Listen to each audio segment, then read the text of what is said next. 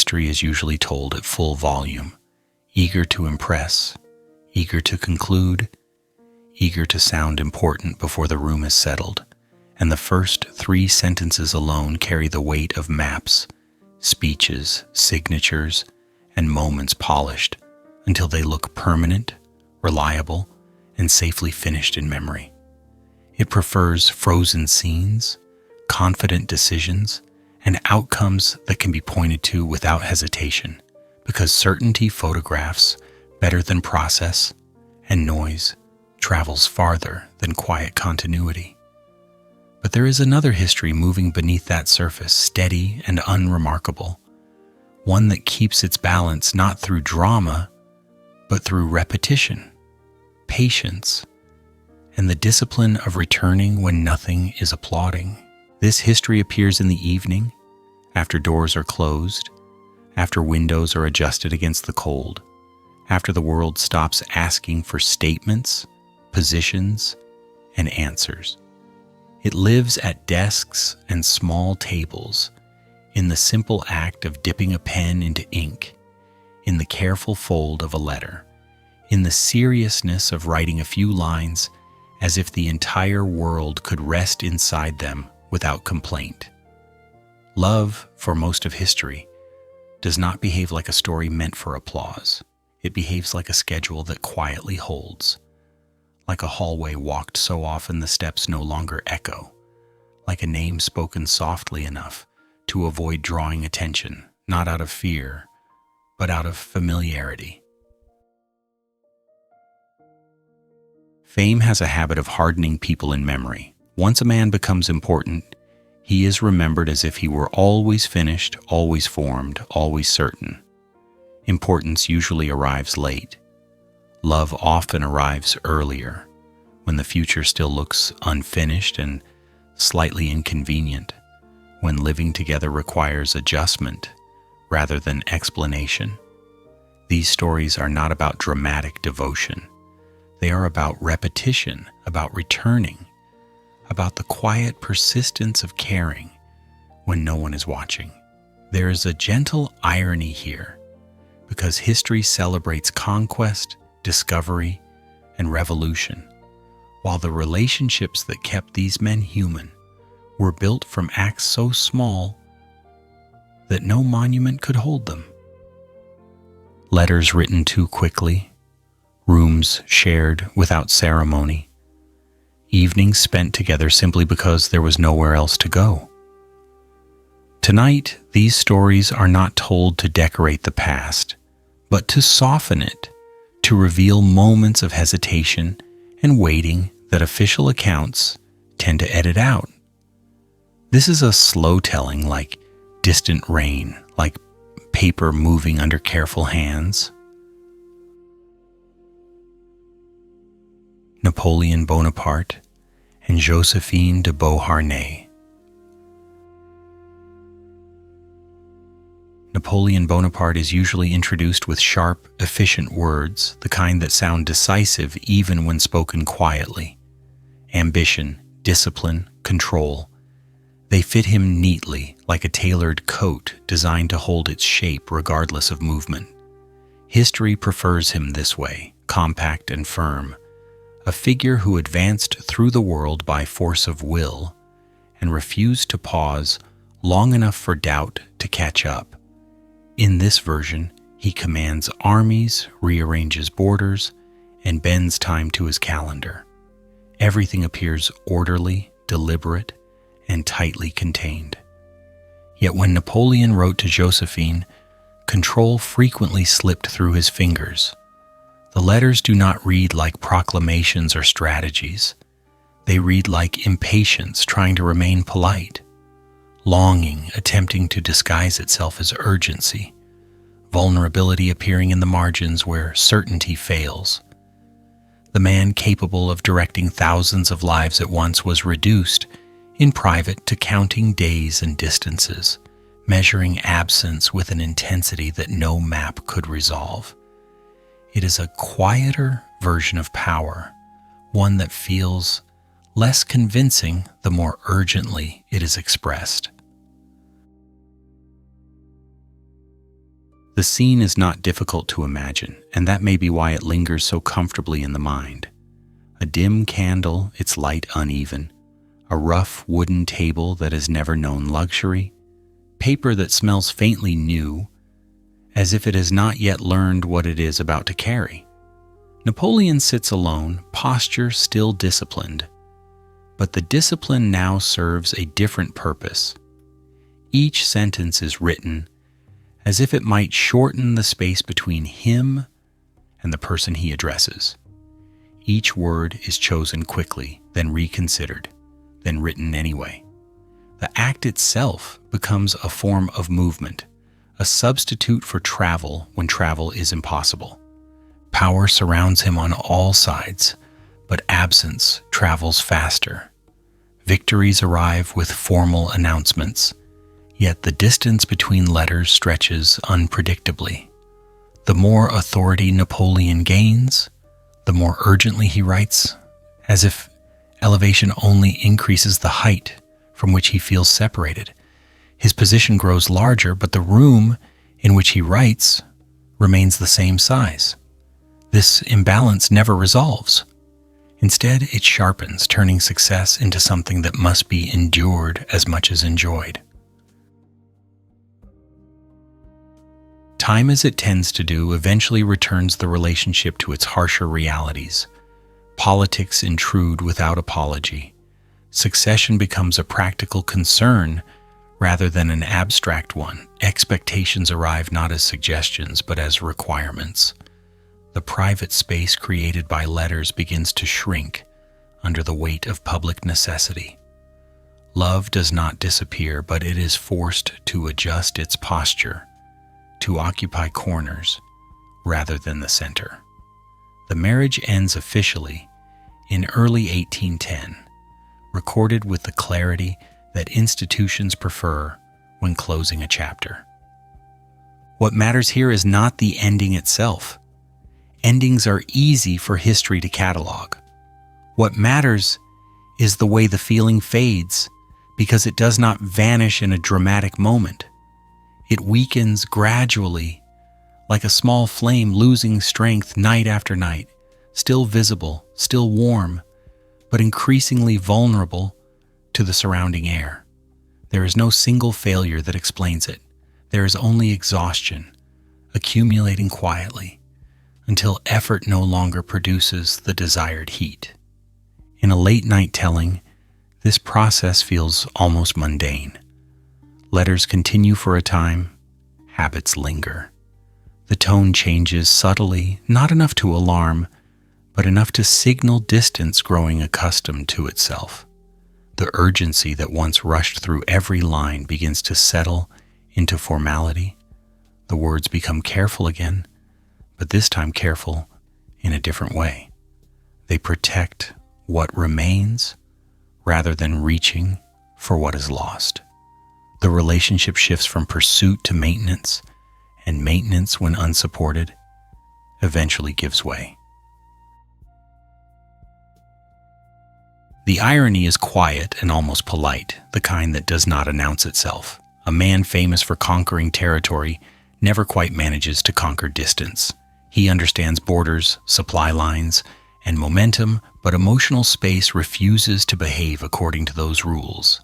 It stretches when ignored and resists compression when forced. Napoleon's letters reveal this mismatch with remarkable clarity. They show effort without guarantee, intensity without leverage, and authority that stops at the edge of another person's independence. There is also a subtle humor in this, though it never becomes cruel. History frames Napoleon as unstoppable, yet here he is halted by silence between replies. The image does not diminish him. It humanizes him in a way that triumph never could. The greatest victories do not teach him how to wait. They only make waiting feel more intolerable.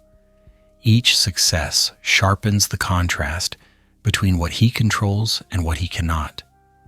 Seen this way, the relationship with Joséphine becomes less about romance and more about rhythm. It is sustained for a time by momentum, by habit, by the belief that effort will naturally produce closeness. When that belief weakens, the structure loses its balance. The letters, once urgent, become echoes of an earlier phase, reminders of how intensely two people once reached toward each other across space and circumstance. In the end, nothing dramatic needs to be added.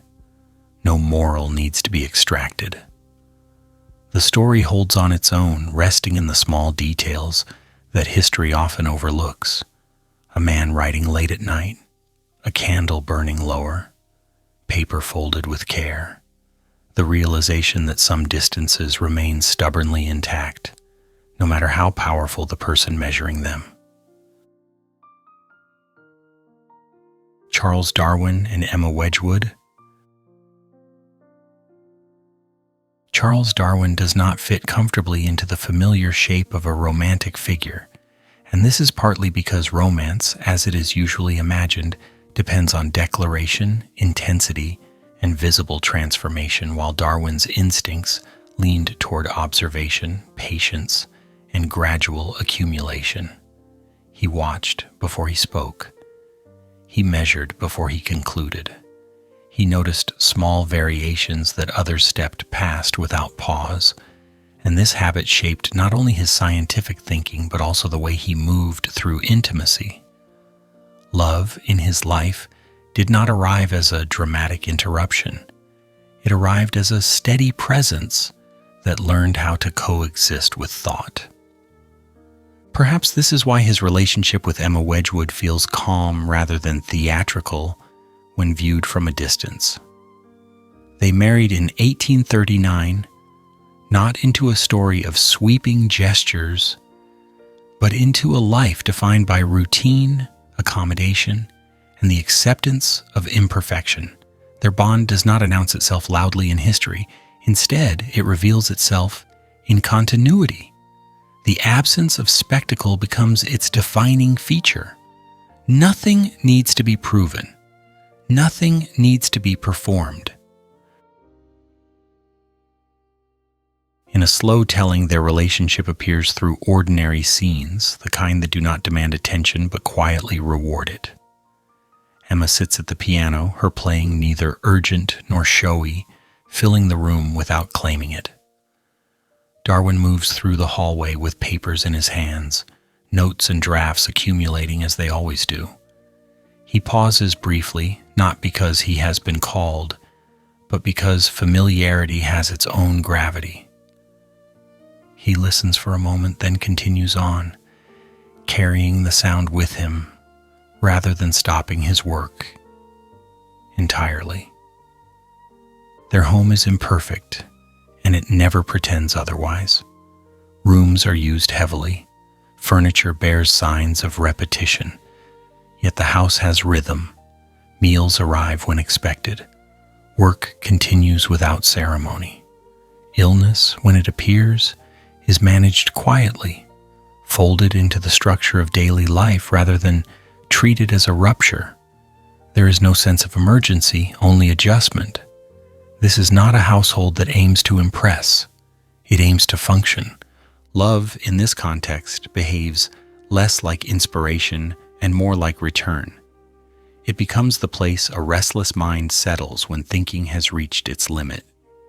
Darwin's thoughts range widely, stretching across time and species, but they require a stable center to orbit.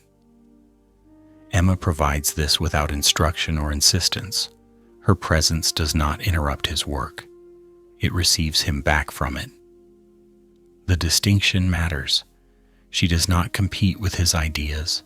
She absorbs the residue they leave behind. Darwin, the revolutionary thinker, disappears for long stretches in this domestic setting. What remains is a husband whose greatest comfort comes from reliability.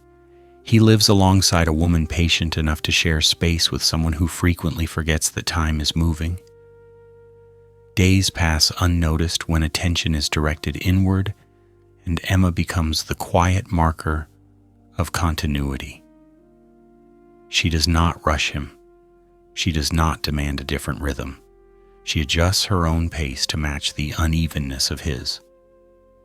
There is a subtle humor in this arrangement, though it rarely becomes explicit.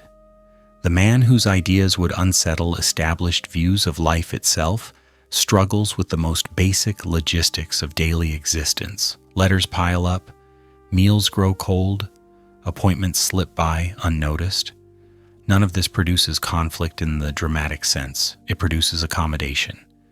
Emma learns when to remind and when to remain silent. Darwin learns slowly that silence itself can be a form of support. Their partnership is not built on shared intensity, but on complementary endurance. Emma's steadiness balances Darwin's inward drift. She anchors him without restricting movement. This is not a love that reshapes personality. It refines it. Edges soften through repetition rather than confrontation. Over time, the household develops a reliable pattern, one that allows Darwin's thinking to expand without dissolving the structure beneath it. Illness plays a recurring role in their shared life, but even here the tone remains measured. Discomfort is acknowledged, not dramatized. Recovery is slow and uneventful. Emma's care does not announce itself. It integrates seamlessly into the day, becoming another routine rather than a moment of heroism. This quiet approach prevents disruption from becoming identity. Sickness does not define Darwin. It passes through. Managed with the same patience, applied to everything else. What emerges from this is a portrait of love that resists easy summarization. There are no defining letters filled with urgency, no pivotal scenes that demand reenactment. Instead, there is accumulation, days stacking gently on top of one another, shared meals, familiar sounds, the consistent presence of someone who understands that thinking deeply often requires living simply. Darwin's work depends on long spans of time, on the ability to trace slow change across generations. His marriage reflects this same logic. It unfolds gradually, shaped by consistency rather than surprise. Emma does not hurry him toward conclusions, scientific or emotional. She allows space for uncertainty to exist without becoming threatening. This tolerance becomes one of the relationship's quiet strengths. From the outside, this love may appear unremarkable. That is precisely its point. It is not designed to stand out. It is designed to hold. In a world that would later amplify Darwin's ideas beyond his lifetime, the domestic sphere remains deliberately small. The scale is human. The concerns are manageable. The pace is forgiving. There is no moment when Darwin pauses to acknowledge this structure explicitly. Gratitude here is not verbalized often. It is implied through dependence, through return, through the unspoken understanding that some thoughts require a stable ground beneath them. Emma provides that ground without demanding recognition for it. In the end, this relationship offers a different model of historical intimacy. It suggests that influence does not always emerge from intensity. Sometimes it grows from patience, from the willingness to live alongside another person without reshaping them entirely. Darwin's greatest comfort does not come from agreement or admiration. It comes from continuity, from knowing that while his mind wanders across vast conceptual landscapes, there is a familiar place waiting for him to come back to, unchanged, steady, and quietly sufficient. Albert Einstein and Mileva Maric. Public memory has a habit of simplifying Albert Einstein until only a few symbols remain. Wild hair, dense equations, a figure suspended somewhere above ordinary life, permanently absorbed in abstraction. This version is efficient, recognizable, and easy to repeat. It leaves little room for uncertainty. It leaves even less room for youth.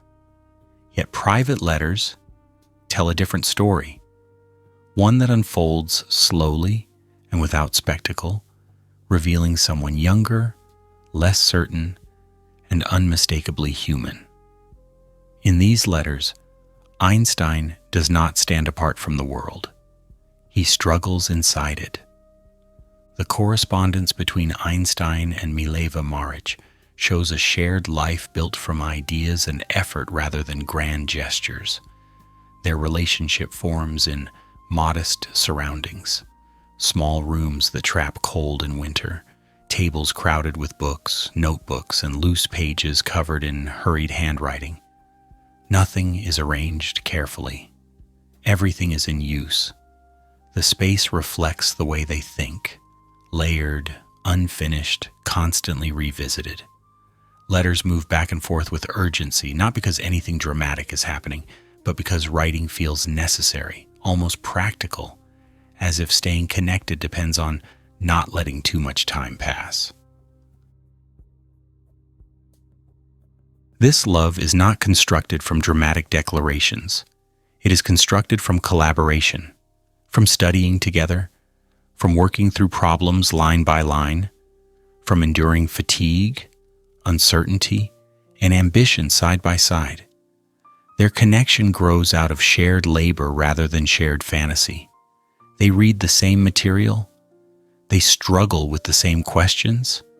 They experience the same frustrations. This shared intellectual environment becomes a kind of shelter. The world outside remains unpredictable, but within these exchanges, there is a sense of alignment that feels rare and valuable. There is a quiet humor in this arrangement, though it is never stated outright. Two young people believe that writing again tomorrow will somehow make the future clearer. Another letter, another explanation, another attempt to articulate something that remains just beyond reach. The optimism is understated but persistent. Each message carries the assumption that effort itself is meaningful. That clarity, if it arrives at all, will arrive gradually, through repetition rather than revelation. Their closeness during this period is not defined by comfort. It is defined by proximity of thought. They exist near each other intellectually, even when physically apart. Ideas move between them freely. Complaints are shared. Small triumphs are noted. The relationship feels active, always in motion, always slightly unfinished.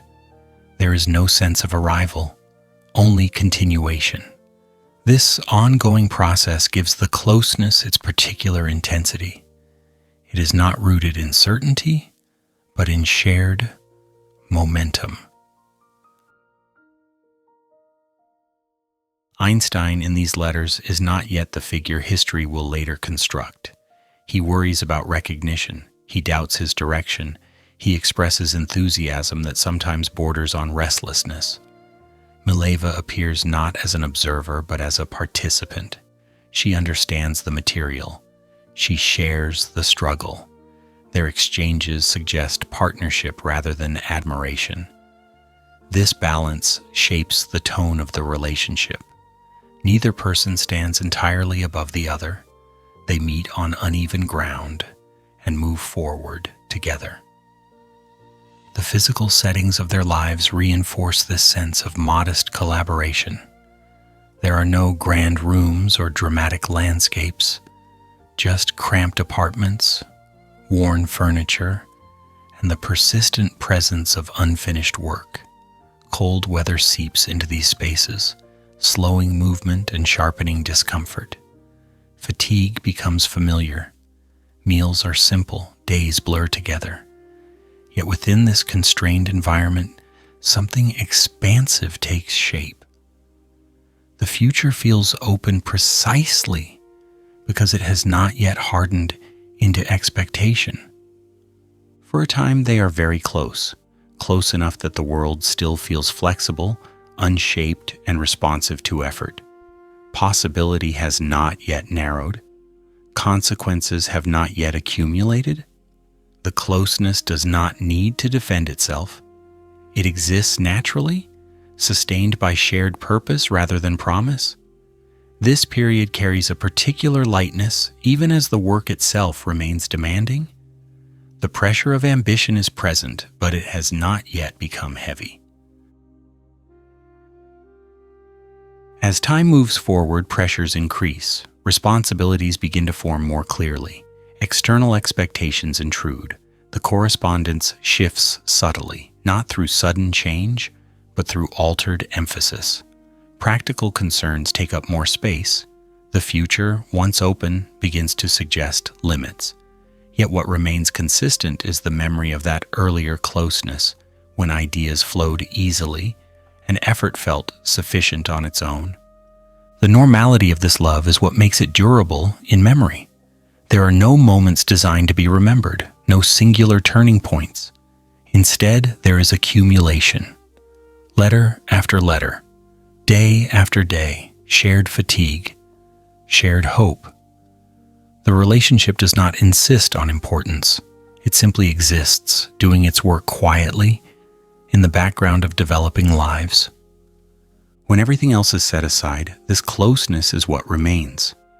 Not the later disputes, not the historical debates, not the simplified narratives that assign fixed roles after the fact.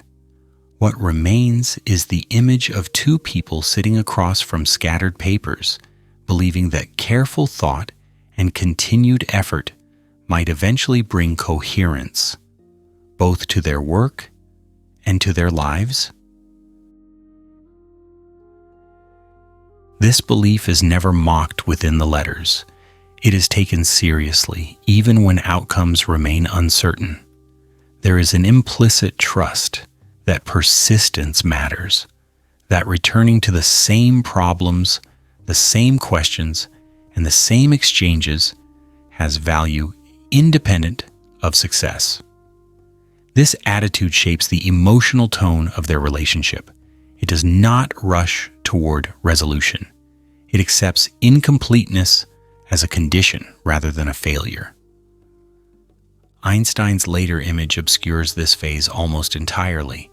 The solitary genius leaves little room for partnership. Yet the correspondence with Mileva reveals how deeply collaborative his early intellectual life was. Ideas developed in conversation. Confidence grew through shared effort. Doubt was eased by recognition rather than reassurance. Mileva's presence provides context, grounding abstraction in relationship. There is no need to dramatize the eventual distance that forms. Distance is a common outcome of changing circumstances.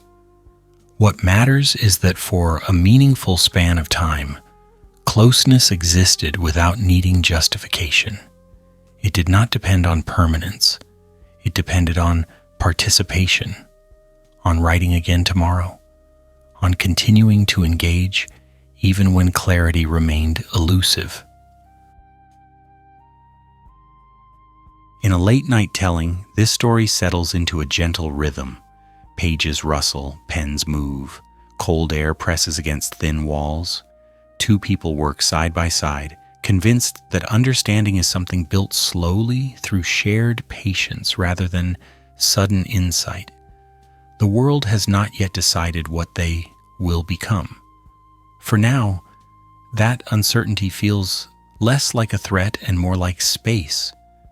When everything else falls away, that space is what endures. Not the equations, not the reputation, but the memory of closeness formed before outcomes hardened, when the future still felt open, and effort itself seemed like enough reason to continue. Leo Tolstoy and Sofia Andreevna. Leo Tolstoy is remembered for writing across vast moral landscapes, for asking questions large enough to exhaust generations of readers, and for placing human life against backdrops that feel almost overwhelming in scale. His novels move through war, faith, doubt, and society with an intensity that suggests constant motion and conflict. Yet his marriage did not live in those wide spaces. It lived in details. It lived in rooms and routines, in repetition so steady that it could easily be overlooked. If Tolstoy's writing looks outward and upward, his shared life with Sofia Andreevna moves inward and downward, settling into the daily structure that made such writing possible. Sofia's diaries offer a different perspective on this life, one filled not with abstraction, but with paper, footsteps, and responsibility. She records days shaped by tasks rather than revelations. Pages must be copied, manuscripts must be organized, children must be fed and accounted for, letters arrive and require answers. The rhythm of the household never fully pauses, even when the work within it feels invisible. They married in 1862, entering not a dramatic union, but a long commitment to shared labor. Years pass, marked more by routine than by spectacle, more by endurance than by transformation. In a late-night telling, their love sounds like a house after dark, the turning of pages as someone reads or rewrites a passage for clarity, the soft scratch of pen against paper, repeating lines already written once before. Movement down a familiar corridor, careful enough not to wake anyone unnecessarily. These sounds do not signal urgency, they signal continuation. The house is active but restrained. Life proceeds quietly, with each task leaning into the next without drawing attention to itself. This relationship is not elevated by passion. It does not depend on intensity to sustain interest. Instead, it is grounded by endurance, by the willingness to continue even when enthusiasm fades or fatigue sets in. Love here means maintaining structure, maintaining work, maintaining family life through repetition that feels endless at times. It is not a romantic image, but it is a functional one. The household holds together because someone ensures that it does, day after day. There is a quiet steadiness in this arrangement, and it rarely announces itself. It exists in the decision to keep copying when the pages blur, in the choice to organize papers that will soon be scattered again, in the acceptance that progress is slow and often unseen. Sofia's role within this structure is extensive, though it does not present itself as dramatic. She manages, records, supports, and absorbs. Her labor becomes the background against which Tolstoy's work advances. Tolstoy's intellectual life demands space. It demands silence, time, and freedom from interruption. Sofia's presence makes that space possible, though it also fills it with obligation. Their relationship balances on this tension. The writer withdraws into thought. The household continues to function. Neither element fully cancels the other. Instead, they coexist, sometimes uneasily but persistently. The friction does not resolve. It is managed. In the stillness of night, this dynamic becomes most apparent. The world outside recedes. The tasks inside remain. Manuscripts are reviewed again. Corrections are made. Pages are stacked carefully, knowing they will be revisited. This is not the atmosphere of inspiration. It is the atmosphere of maintenance. The work continues because it must, not because it feels new. Love here resembles responsibility more than desire.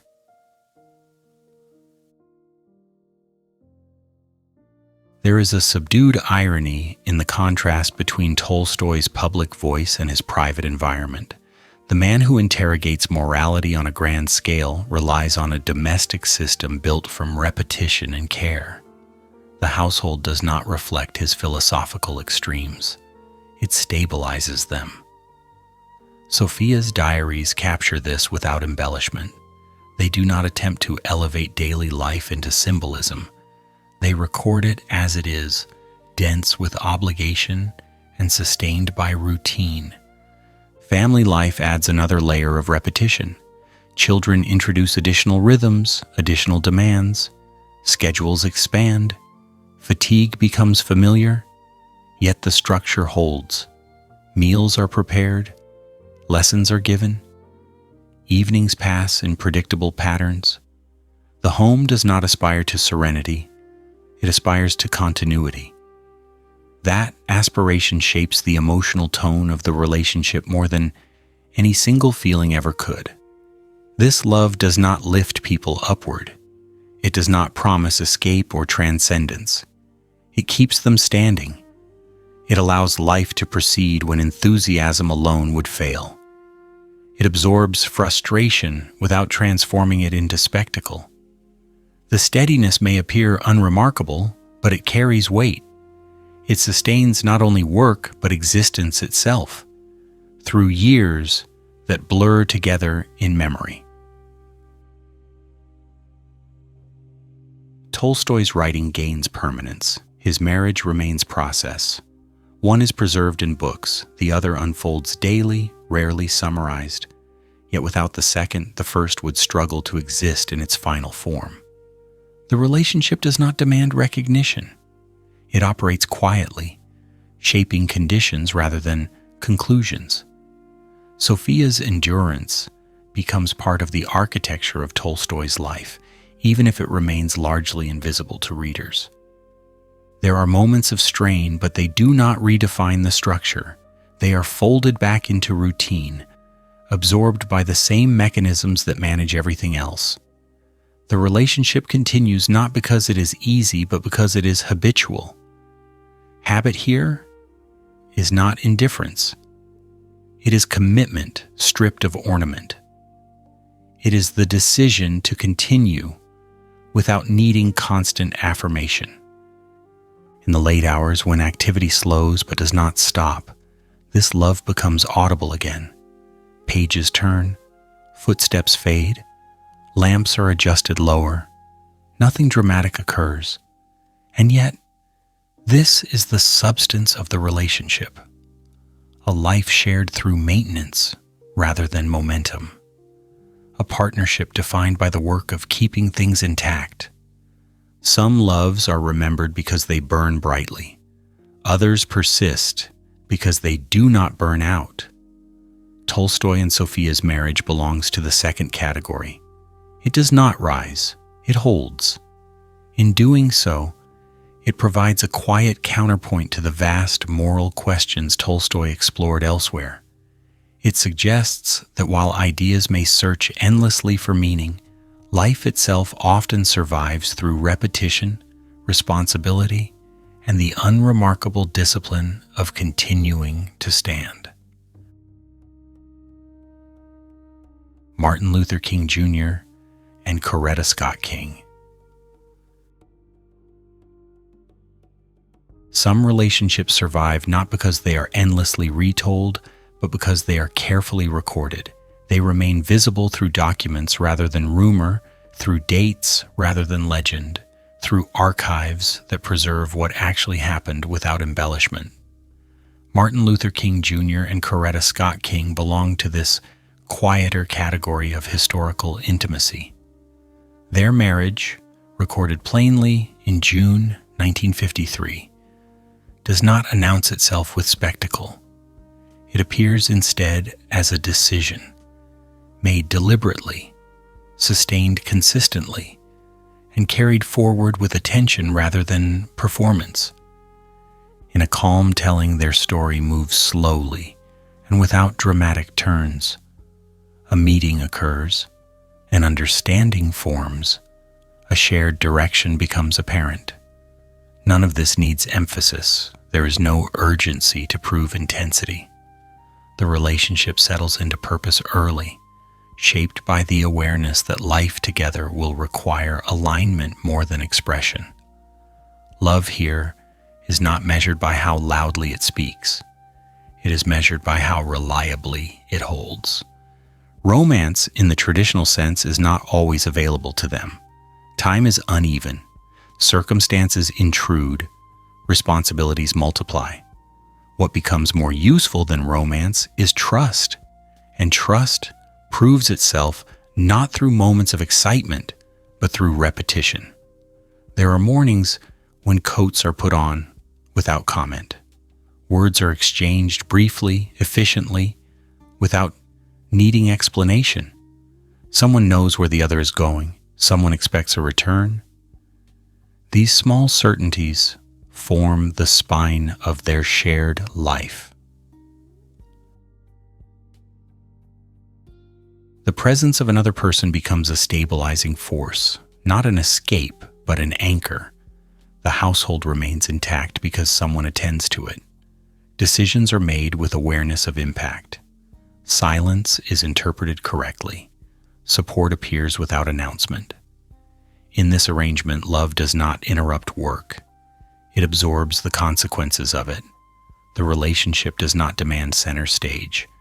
It provides continuity behind it. There is a subtle humor embedded in this dynamic, though it never becomes overt. History remembers speeches. It catalogs words delivered publicly and repeatedly. Love remembers who came home. The distinction is quiet, almost understated, but it carries weight. Public life expands outward.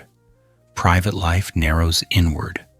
Both proceed simultaneously, but only one sustains the person moving between them. Coretta's role within this structure is defined by presence rather than visibility. She is not an accessory to a narrative. She is a participant in a shared direction that requires coordination and endurance. The household functions because she ensures that it does. Schedules align. Children are cared for. Transitions are managed. None of this seeks recognition. It simply prevents drift. Martin's public responsibilities demand focus and resilience. They also introduce unpredictability. Days lengthen. Travel intervenes. Fatigue accumulates. In this environment, consistency becomes essential. The relationship provides that consistency not through intensity, but through reliability. It creates a place where return is possible without ceremony, a place where effort does not need to be explained. Archives capture fragments of this life: marriage records, letters, photographs. Each item preserves a moment without interpretation. Together, they outline a partnership built on alignment rather than display.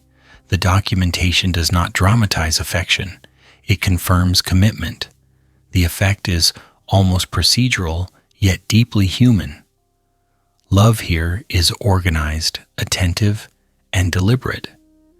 In the late hours, when public noise recedes, the structure of this relationship becomes clearer. There is no need to recount achievements. There is only the shared understanding that tomorrow will require preparation. Clothing is set out. Conversations are brief. Rest is negotiated carefully. The rhythm is sustainable because it avoids excess. It does not consume itself trying to be memorable. This steadiness does not remove difficulty. It manages it. Pressure exists, risk exists, fatigue exists. The relationship absorbs these elements without allowing them to dominate. It does not eliminate strain. It distributes it. The household remains intact because strain is expected and accommodated rather than resisted. There is no illusion here about balance. Life does not divide itself neatly. Instead, it leans, sometimes heavily, in one direction. Love compensates by holding the other side firm. This compensation is rarely visible. It does not announce itself. It functions quietly, ensuring that the structure remains upright even when forces pull unevenly. The relationship does not aspire to romantic mythology. It accepts practicality. Decisions are weighed. Consequences are considered. Commitment is reaffirmed through action rather than declaration. This approach does not diminish affection. It grounds it.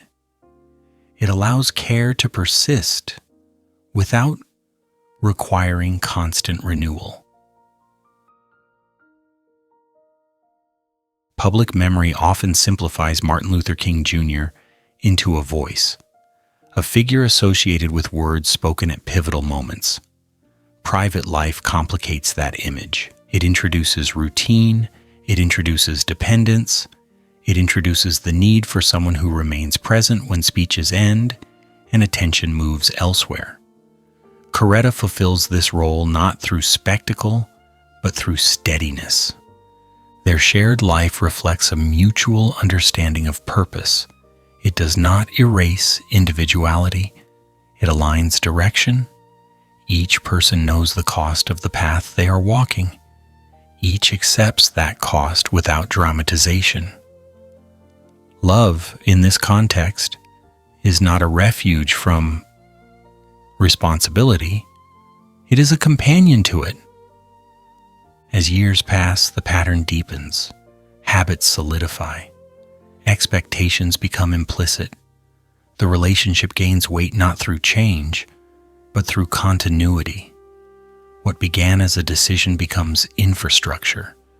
It supports not only a household, but a life shaped by demands that do not pause. In remembering this relationship, it is tempting to focus on extraordinary moments. Yet the truth lives elsewhere. It lives in mornings that begin without fanfare, in evenings that end quietly, in the assurance that someone remains attentive when attention is otherwise occupied. History preserves speeches because they are audible. Love preserves structure because it is necessary. One is recorded because it moves crowds. The other persists because it holds individuals together. Martin and Coretta's relationship belongs to the second category. It does not ask to be celebrated. It asks to be maintained. In the end, what remains is not an image, but a pattern. A life shared through decision, trust, and repetition. A partnership that resists dramatization and therefore endures. The archives confirm its existence. The household confirms its function. Love remembers who came home, and that memory, though quieter than any speech, proves just as durable. Frederic Chopin and George Sand. This relationship has been written about many times, often with dramatic emphasis, elaborate imagery, and an eagerness to frame it as a collision between genius and passion. Yet it works best when told quietly, because its true character does not reveal itself under bright light.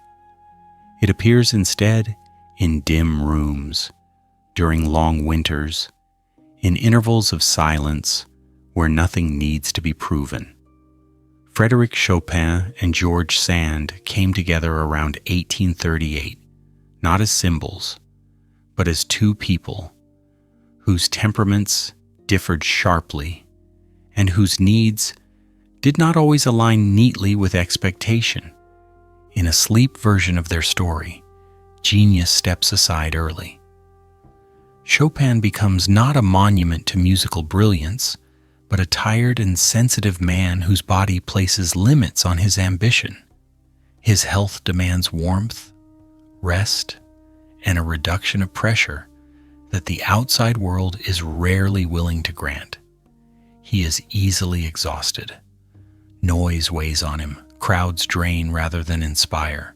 The piano remains central, but even music arrives carefully, measured against physical endurance rather than artistic hunger alone.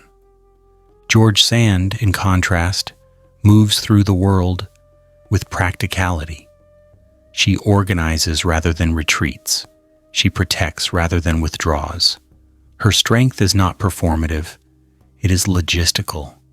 She decides when care is possible and when it is not, when to continue and when to stop. In this relationship, she does not function as a muse. She functions as a structure.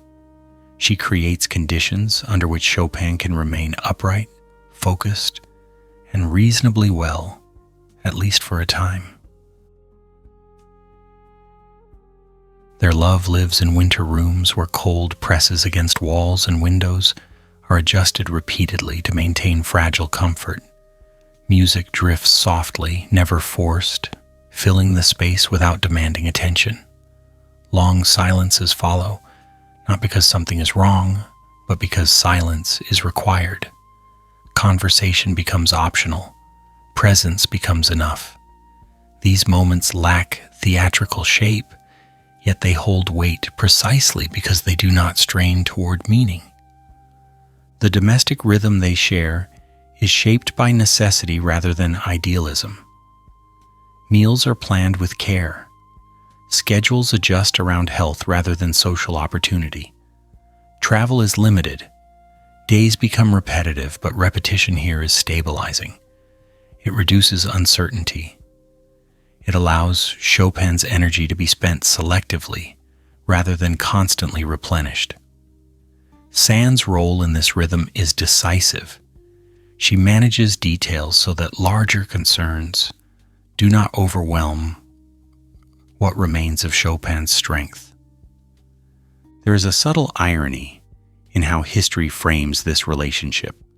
It often emphasizes intensity, as if emotional excess were its defining feature. Yet excess is precisely what their shared life avoids. Everything is moderated. Effort is conserved. Expectations are adjusted downward to ensure survival. This is not the environment of passionate abandon. It is the environment of shelter, built deliberately to keep fragility intact rather than expose it. Chopin's music continues, but it does so within constraints. The piano becomes a companion rather than a battlefield. Pieces emerge slowly, shaped by interruption and rest. Sand does not romanticize this process. She accommodates it. She understands that brilliance, when unsupported, collapses under its own weight. Her care is not sentimental. It is protective, occasionally firm, and often uncelebrated. Their differing temperaments do not dissolve into harmony. They remain distinct. Chopin's sensitivity never hardens. Sand's decisiveness never softens completely. The relationship does not resolve these differences. It negotiates them daily. This negotiation forms the true substance of their connection. Love here is not alignment. It is coordination. Each person adjusts enough to keep the structure standing, without pretending that adjustment is effortless. As time passes, the limits of this arrangement become clearer. Care has capacity. Protection has boundaries. What can be sustained for a season cannot always be sustained indefinitely. The winter rooms that once provided shelter begin to feel restrictive. The silences lengthen. Fatigue accumulates in new ways. The relationship does not fail dramatically, it reaches necessity. Decisions are made not from conflict, but from realism.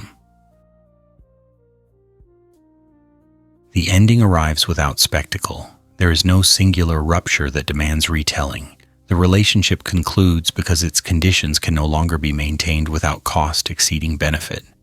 This ending is quiet, practical, and consistent with the way the relationship functioned from the beginning.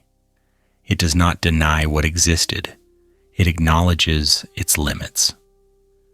History calls this romance because romance is a convenient category. At night, it feels more like shelter, a structure built to protect vulnerability rather than display emotion. The distinction matters. Romance suggests intensity. Shelter suggests preservation. Chopin and sand share the second more than the first. Their connection is meaningful, not because it burns brightly, but because it holds steady for as long as it can. In a late-night telling, the story slows even further. The emphasis shifts from narrative to atmosphere. Lamplight resting on furniture, music fading into quiet, breath measured carefully. These details do not advance a plot. They describe a condition, a life shaped by attention to fragility and the discipline required to maintain it. There is no need to exaggerate either person's role. Chopin is not helpless. Sand is not dominant. They are partners navigating uneven terrain with unequal resources. Their choices reflect awareness rather than fantasy. Each understands what the other can offer and what cannot be asked without damage. The relationship leaves behind a residue of calm rather than excitement. It is remembered not through declarations but through environments, rooms, weather, sound, silence. These elements linger because they were central to the lived experience. They shaped behavior more than emotion ever could. What remains, when stripped of interpretation, is an image of two people doing what they can with what they have. A man whose talent requires protection. A woman willing to provide it within reason. A shared life defined by care, adjustment, and eventual acceptance of limits. This story does not need embellishment. Its strength lies in restraint. It shows that love does not always aim to transform. Sometimes it aims to preserve. Sometimes it exists not to elevate, but to contain. Chopin and George Sand offer an example of intimacy shaped by necessity rather than desire, by shelter rather than display. When the music stops and the rooms grow colder, the meaning of the relationship becomes clear. It was never meant to last indefinitely. It was meant to hold for a while. In that holding, something essential was protected. And when holding was no longer possible, letting go became another form of care. Abraham Lincoln and Mary Todd Lincoln. Abraham Lincoln is remembered as a man formed by weighty words and national burdens, a figure whose public voice seems permanently tied to responsibility, consequence, and the long shadow of history. His speeches are preserved, quoted, and repeated until they appear inseparable from his identity. Yet privately, Lincoln carried a great deal of quiet. He was not constantly speaking. He was listening, observing, and enduring long stretches of inwardness that rarely surface in official accounts. This inward quality shaped the way he lived, the way he waited, and the way he related to the person closest to him. Mary Todd entered his life with a very different energy. She brought clarity and intensity, an emotional directness that did not hesitate or soften itself for convenience. Where Lincoln leaned toward silence, Mary leaned toward expression. Where he paused, she advanced. Their temperaments did not align easily, and neither made much effort to disguise this difference. Yet it was precisely this imbalance that kept their relationship from fading into the background. The contrast created friction, and the friction ensured presence. Neither person disappeared into the other's habits. In a calm telling, nothing dramatic happens between them, and that is where the story becomes most revealing. A man sits at a desk under low light, papers arranged carefully, but without ceremony. He reads slowly, thinking more than writing.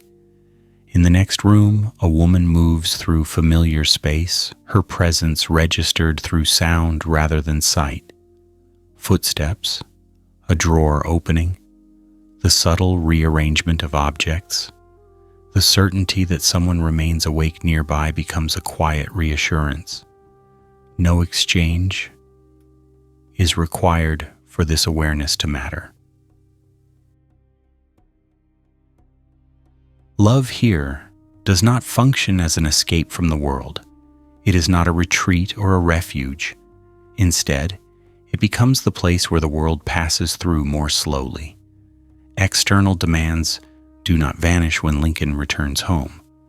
They follow him inside, but they lose some of their urgency. The pace adjusts. Decisions wait. Silence expands just enough to allow breathing room. Mary's presence does not remove pressure. It contains it, reshaping it into something that can be carried without collapse. Their differences continue to shape daily life.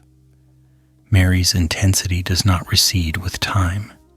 It remains a constant feature, sometimes energizing, sometimes unsettling. Lincoln's quiet does not disappear either. It deepens, becoming more habitual as responsibilities increase. The relationship does not resolve these differences. It accommodates them. Each person learns when to press and when to step back, not through agreement, but through repetition and consequence. The household develops its own rhythm informed by these contrasting energies. Conversations do not always flow evenly. Silence occupies space without explanation. When words are exchanged, they carry weight, not because they are dramatic, but because they are selective. Neither person wastes effort on unnecessary display. The relationship gains density through restraint, rather than through constant interaction. There is a subdued steadiness in this arrangement that history rarely highlights. It lacks the clarity of romance and the resolution of narrative. It continues instead, shaped by adjustment rather than transformation. Mary's clarity anchors moments that might otherwise drift into indecision. Lincoln's quiet absorbs moments that might otherwise escalate. Together, they form a system that remains upright despite imbalance. In the late hours, when public life recedes, this system becomes most apparent. Lamps burn low, papers are set aside, the house settles into familiar sounds. There is no need for reassurance. Presence alone signals continuity. The awareness of another person moving within the same space offers stability without commentary. This is not intimacy as performance. It is intimacy as coexistence. Lincoln's public identity demands articulation. His private life allows pause. The contrast between these modes becomes sharper over time. Words spoken publicly are deliberate and measured. Words spoken privately are fewer. The relationship absorbs the difference. Mary does not require constant explanation. She understands the rhythm even when she challenges it. Her intensity ensures engagement. His quiet ensures endurance. The humor in this dynamic is subtle and never emphasized. A man remembered for eloquence lives much of his private life in silence. A woman remembered for intensity shares long stretches of stillness. The reversal is gentle rather than ironic. It suggests that public identity often exaggerates traits that private life balances quietly. Their relationship does not aim for harmony, it aims for function. The household holds together because both people accept that balance is not a static achievement, it is an ongoing negotiation. Some days tilt one way, other days tilt back. Neither expects resolution. They expect continuation. Love, in this context, becomes less about feeling and more about tolerance. Tolerance of difference. tolerance of mood, tolerance of uneven energy. This tolerance does not dull connection. It deepens it by removing the need for constant alignment. Each person remains distinct. The relationship survives because distinction is allowed rather than corrected. As time moves forward, the weight of public responsibility increases. Lincoln's inwardness becomes more pronounced. Mary's intensity remains present, sometimes amplifying strain, sometimes counteracting isolation. The relationship carries this weight unevenly, but it carries it nonetheless. It does not break under pressure. It adjusts. In remembering this partnership, it is tempting to search for defining moments, yet its defining quality lies in absence of drama. It persists through ordinary evenings, through shared space, through the knowledge that someone remains awake, attentive, and engaged, even when nothing is said. The certainty of presence replaces the need for declaration. History often frames Lincoln as solitary, burdened, and inward. That image is incomplete without acknowledging the presence that accompanied him through much of that quiet. Mary Todd Lincoln does not dissolve into his story. She complicates it. Her intensity prevents his silence from becoming isolation. His quiet prevents her intensity from consuming the household. Together they form a dynamic that resists simplification. This love does not promise relief from responsibility. It offers modulation. The world continues to press in, but it does so at a slower pace. Decisions wait a little longer. Silence holds a little more space. The relationship does not shield them from history. It allows them to move through it without being entirely overtaken. When the night settles and activity diminishes, what remains is not romance in the traditional sense, but a steady coexistence. Two people occupying the same space with awareness and endurance. A love that does not escape the world, but slows it just enough to make living possible within it.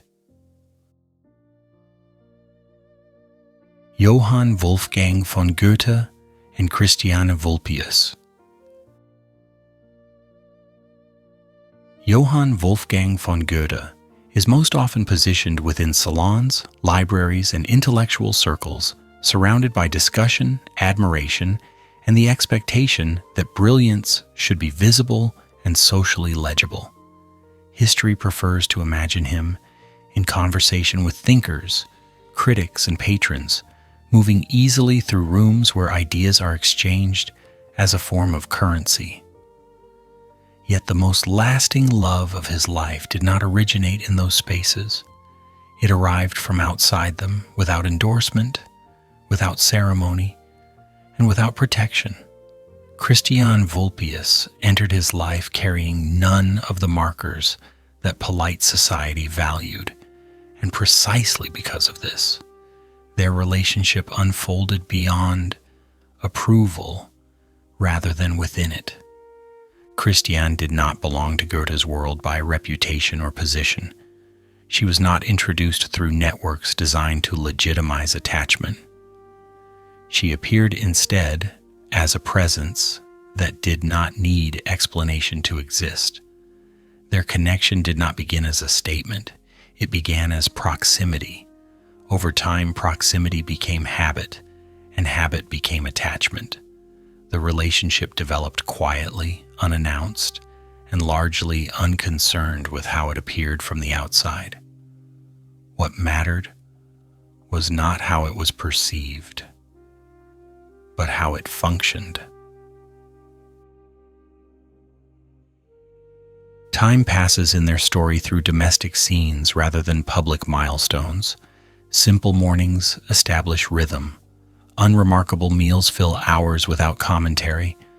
Objects are used repeatedly until they become familiar extensions of daily life. The house does not signal importance, it signals use. Years are lived together before marriage without apology or justification. This extended period of shared life does not build toward a dramatic turning point. It builds toward familiarity, which proves more durable. This love does not seek attention. It does not ask to be recognized or admired. It behaves like a familiar chair, placed where it is needed rather than where it can be seen. Not impressive, not decorative, dependable. It supports weight without complaint and becomes noticeable only when absent. Goethe, who understood the power of language deeply, does not attempt to narrate this relationship into significance. At home, words recede. Function takes precedence. Goethe wrote passionately. His work explores intensity, longing, and transformation with remarkable precision. Yet within his domestic life, he chose something quieter, someone who stayed. This choice does not represent a contradiction. It represents balance. The energy expended in creation requires a counterweight. Christiane provides that counterweight not through argument or inspiration, but through consistency. She remains present regardless of fluctuation in mood or reputation. Their shared life resists romantic framing. There are no gestures designed to be remembered. There is no arc engineered for retelling. The relationship does not progress toward legitimacy in the conventional sense. It persists instead through repetition. Days resemble one another closely enough that they lose distinction. This sameness is not dull. It is stabilizing. It allows attention to rest. Social disapproval remains present in the background, but it does not dominate the narrative. It exists as noise rather than threat. Goethe does not reorganize his private life to accommodate public expectation. He simply continues living it. Christiane does not demand recognition as compensation for exclusion. She occupies her place fully without requiring validation. Their partnership develops its own logic, separate from external judgment. The domestic environment they share is shaped by use rather than display. Clothing is worn until it softens. Furniture reflects the shape of repeated presence. Meals are prepared for nourishment rather than ceremony. Conversation emerges naturally without pressure to impress. Silence is common and unremarkable. This atmosphere supports a different kind of intimacy, one grounded in coexistence rather than exchange. Years pass in this manner, accumulating quietly. The absence of formal acknowledgement does not weaken the bond. It reinforces it. The relationship proves itself through durability rather than recognition. Marriage eventually occurs, but it does not mark a transformation. It formalizes what has already existed for a long time. The legal change arrives after the emotional structure is firmly in place. There is a subtle irony in how Goethe's public reputation contrasts with his private choice. He is celebrated for emotional depth and expressive power, yet his most enduring attachment is defined by restraint.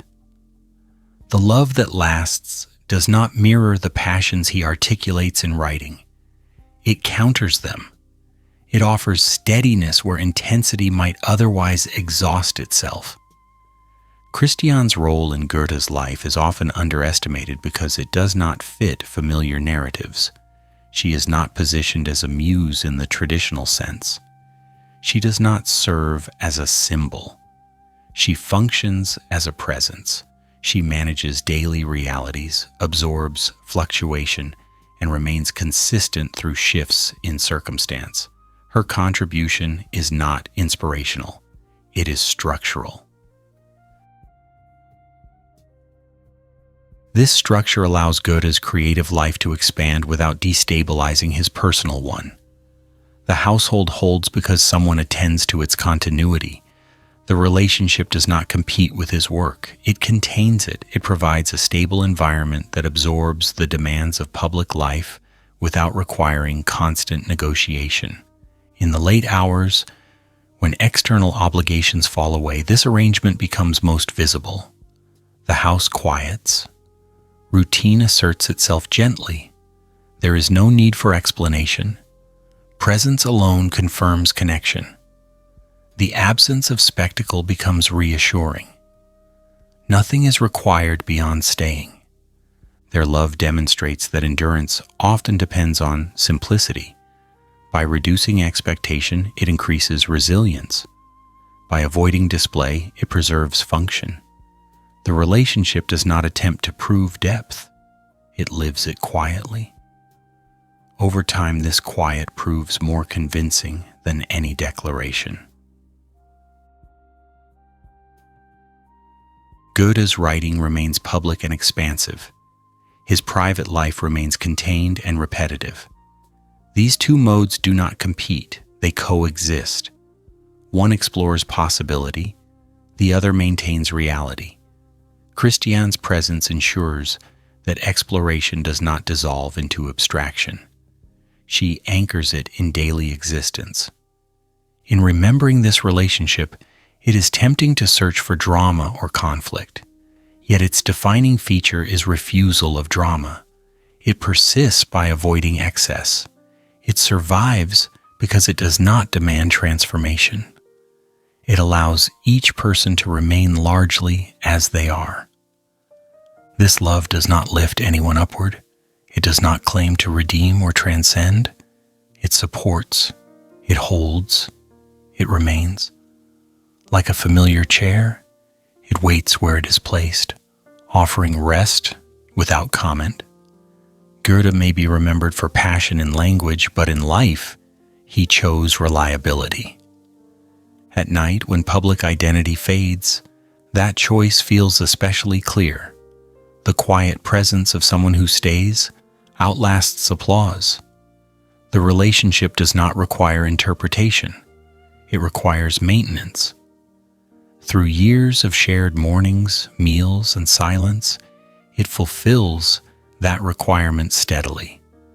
What remains is not a story shaped for retelling, but a pattern sustained through time. A love that existed without permission and endured without display. In choosing Christiane Vulpius, Goethe chose continuity over approval. That choice, repeated daily, became the most enduring structure of his private life.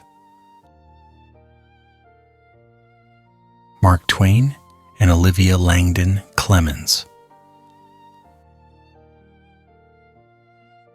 Mark Twain mastered public humor with remarkable ease.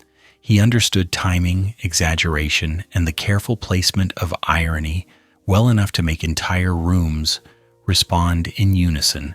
His voice, when directed outward, carried confidence and mischief, shaped to entertain and disarm at the same time.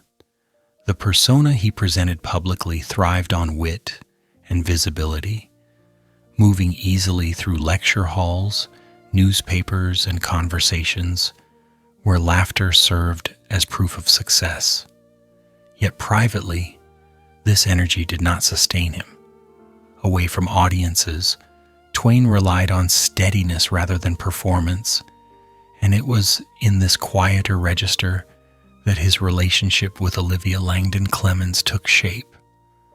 Olivia provided a moral and emotional anchor that did not compete with Twain's public persona. She did not attempt to match his humor or challenge it. Instead, she offered balance. She read drafts carefully, attentive not only to clarity but to tone. She listened with patience that did not require interruption. When guidance was needed, she offered it without spectacle. Her influence did not announce itself. It settled into place gradually, shaping decisions without demanding recognition. Their love exists most clearly in letters and shared evenings. The correspondence between them reveals a rhythm of exchange grounded in trust rather than excitement. Words move back and forth not to impress, but to connect. There is reassurance rather than display. The relationship does not rely on intensity to sustain itself. It relies on mutual agreement, an understanding that does not need constant renewal. This quiet alignment becomes the foundation of their shared life. Twain's public success introduces instability. Travel interrupts routine. Attention fluctuates. Applause arrives unevenly. In this environment, Olivia's steadiness becomes essential. She does not amplify the highs or dramatize the lows. She absorbs variation, smoothing transitions that might otherwise feel abrupt. The household remains functional because someone ensures that it does. This function is rarely visible, but it is persistent. There is a gentle irony embedded in this arrangement. A man who entertains the world returns home to simplicity. The contrast does not feel tragic or ironic in the dramatic sense. It feels practical. Public life expends energy rapidly. Private life restores it slowly.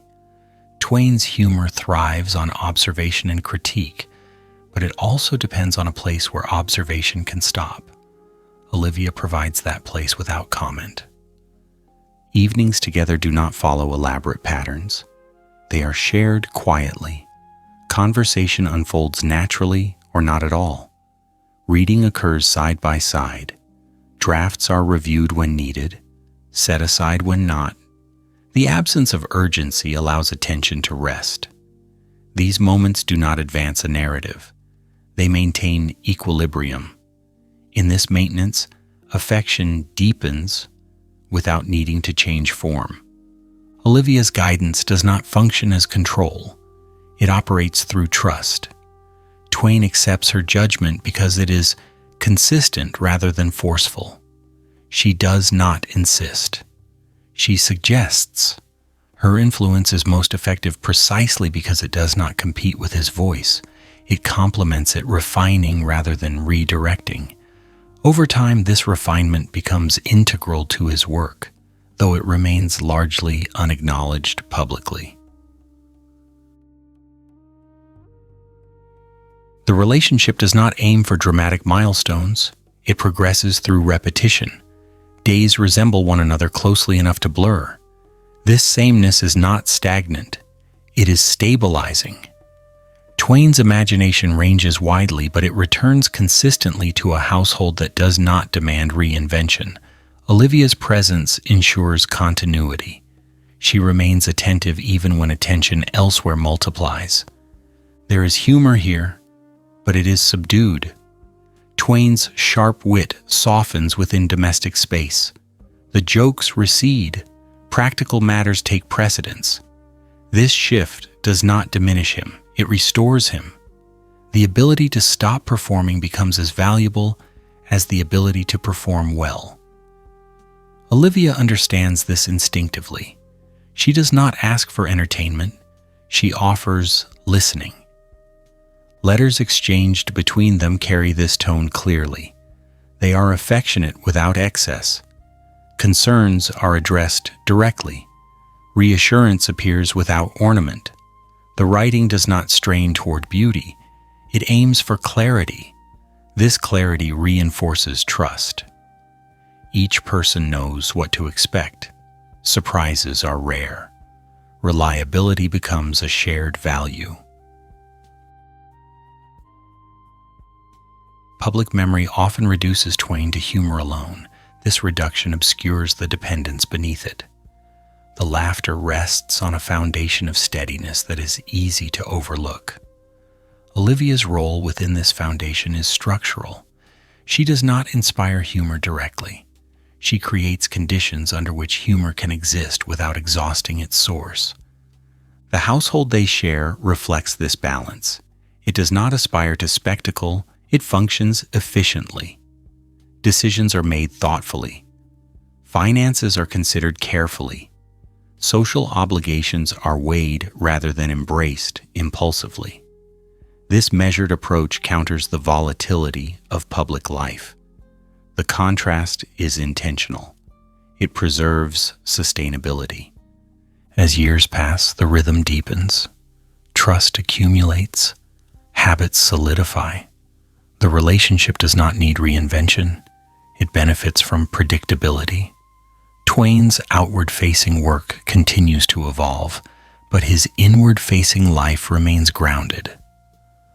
Olivia's steadiness allows change without chaos.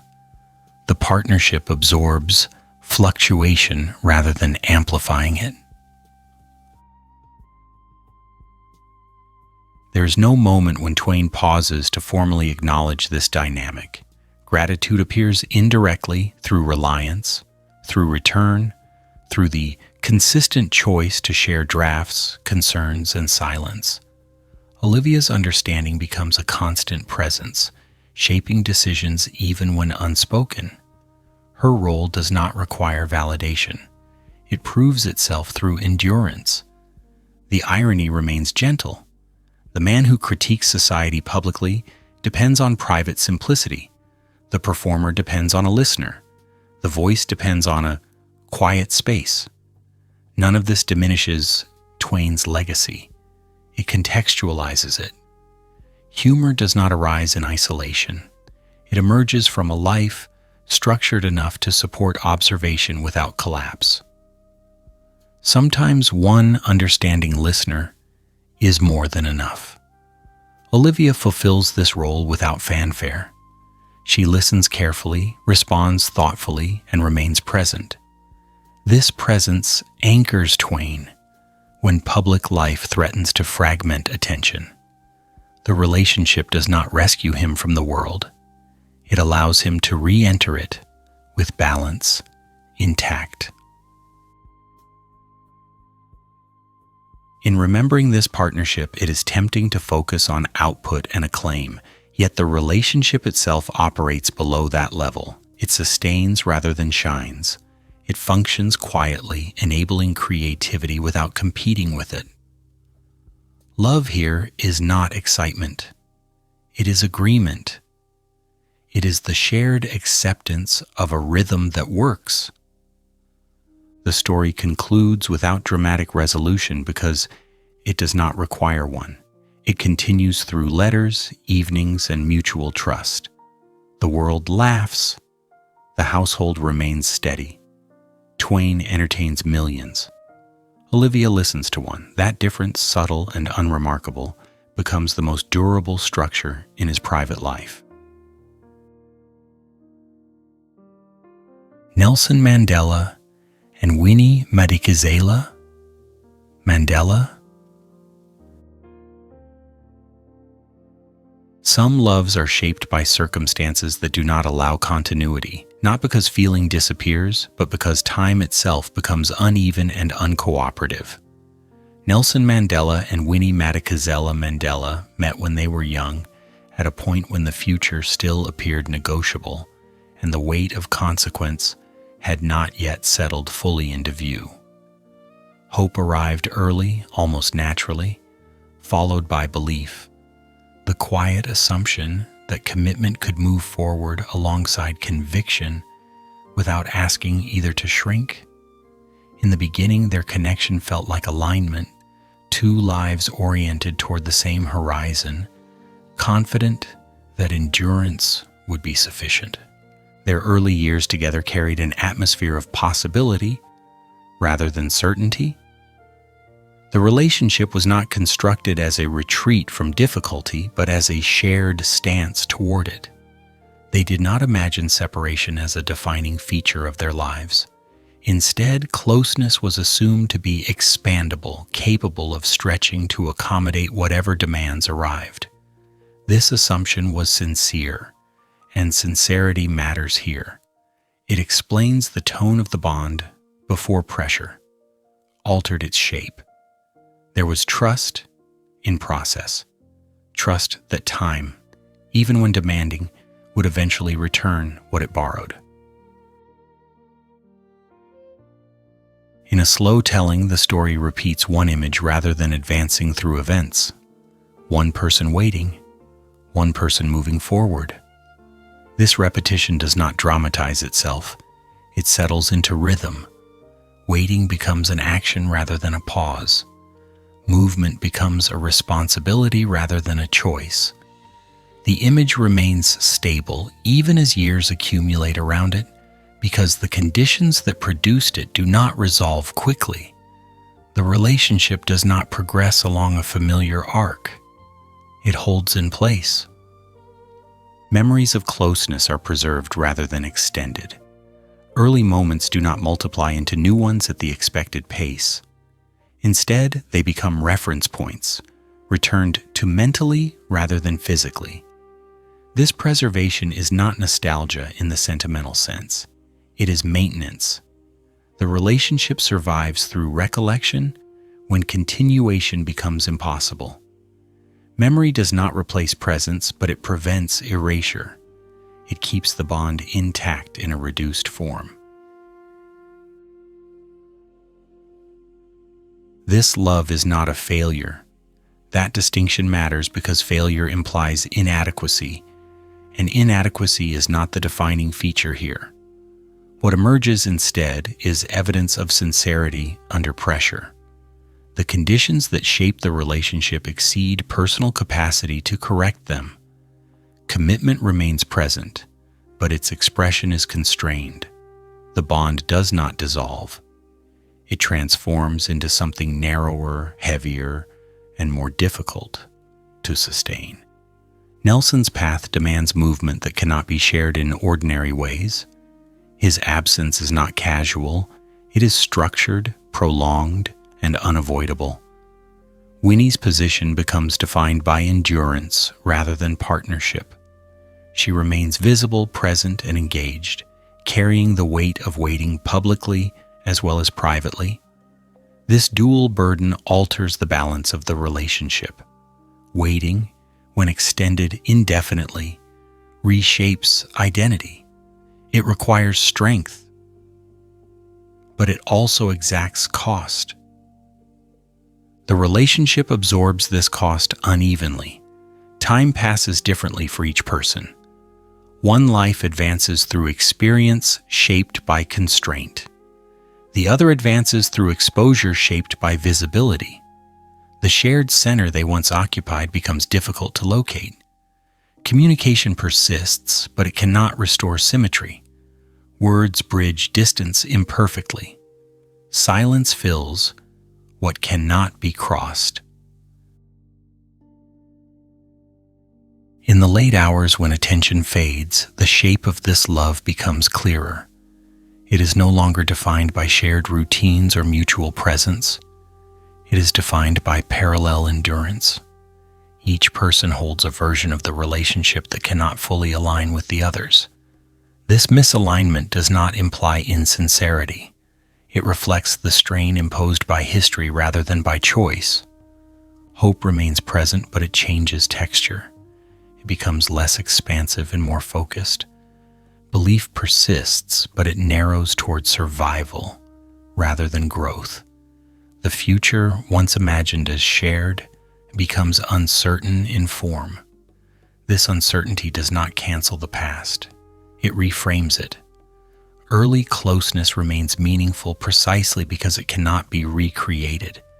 It stands as proof that the bond existed in full before conditions reduced it. History often prefers resolution. It favors conclusions that clarify responsibility and assign outcome. This relationship resists that preference. It does not end neatly. It does not sustain itself fully. It occupies an intermediate state that is difficult to summarize. The truth of it remains incomplete, and that incompleteness is honest rather than deficient. Winnie's experience within this structure carries particular weight. She lives with presence and absence simultaneously. The relationship exists as a constant reference, shaping decisions even when direct exchange is limited. She does not wait passively. Waiting here involves action, resilience, and visibility. It is an active condition, not an empty one. Yet action does not guarantee continuity. It maintains meaning without restoring form. Nelson's experience unfolds within a different register of time. His movement forward is constrained, deliberate, and isolated. The relationship remains significant, but it cannot be enacted in daily life. It exists instead as commitment held internally. This internalization preserves sincerity, but it also alters intimacy. Shared life becomes shared principle rather than shared experience. The repetition of the central image persists. One person waiting, one person moving forward. Neither role is simple, neither is chosen lightly. The image does not assign virtue or fault, it describes condition. The relationship adapts to that condition without resolving it. Adaptation replaces progression. Survival replaces expansion. There is no dramatic rupture that defines the end. The bond does not collapse, it thins. The space between memory and reality grows wider. Effort continues, but its effects diminish. The relationship becomes something that must be acknowledged for what it is, rather than what it was intended to be. Not everything survives history intact. This does not imply loss of truth. Some things remain only as truth without resolution. This love belongs to that category. It cannot be neatly concluded. It cannot be fully continued. It stands instead as evidence that sincerity can exist without fulfillment, that commitment can persist without symmetry, and that pressure can alter form without negating origin. In a quiet telling, the emphasis rests not on outcome, but on endurance. The relationship holds meaning even as its structure erodes. It demonstrates that love does not always culminate. Sometimes it endures as a record of intention under conditions that refuse cooperation. That endurance, incomplete and unresolved, remains its own form of truth. When the story settles, it does not offer closure. It offers acknowledgement. Two people met. Hope arrived early. Belief followed. Circumstances intervened. What remained was sincerity under strain, carried forward unevenly but honestly. The relationship did not survive intact, but it did not vanish. It remains as a testament to what existed and what was demanded, without simplification and without final resolution. History remembers noise. Love usually avoids it. The past, when told loudly, prefers victories, speeches, and endings that appear complete. Yet what remains from these stories is neither triumph nor tragedy. It is habit. It is presence. It is the small persistence of choosing the same person again when attention fades and certainty weakens. These men are remembered for changing the world, for shaping events large enough to echo beyond their own lives. They are less often remembered for needing somewhere to return to when the noise subsided. Not refuge, not escape, simply a place where movement slowed and the weight of responsibility could be set down without explanation. At night, when the volume lowers, that need becomes clearer. The urgency of action dissolves into routine.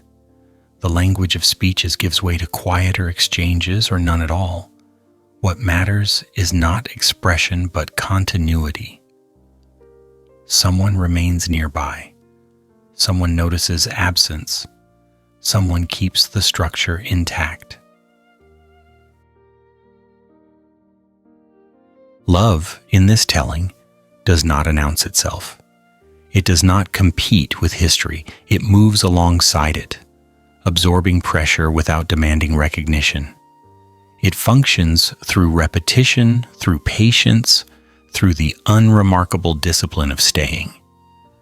These relationships are not preserved because they were dramatic. They are preserved because they endured. The past softens when viewed this way. Rooms grow quiet rather than monumental. Letters rest on tables without needing to be reread.